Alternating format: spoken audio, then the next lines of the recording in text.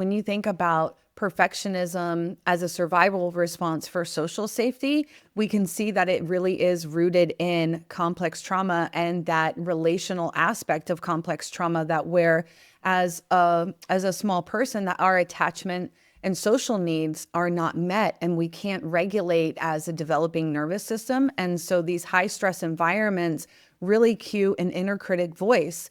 This voice develops as a protective response to ensure that our survival and safety comes from changing ourselves, or thinking that we can change ourselves in such a way that we would get our attachment needs met, that we would get our safety needs met. And that really is about our social safety, because we are relational beings. And so, like Elizabeth was saying, and like you were saying, Piper, the ways that we change ourselves to try to avoid rejection from the herd, because when we feel separate from the herd at a really subconscious level, that could equal death for our nervous systems. And it can be really scary and threatening.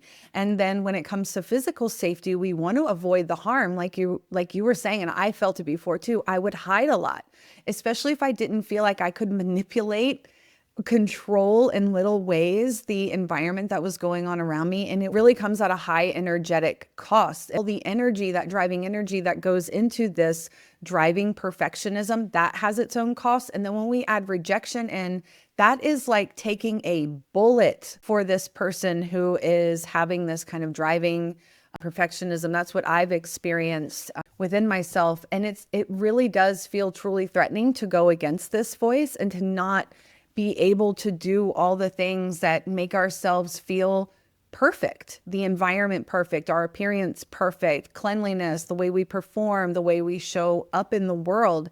And so it's just very deeply layered and totally for our safety.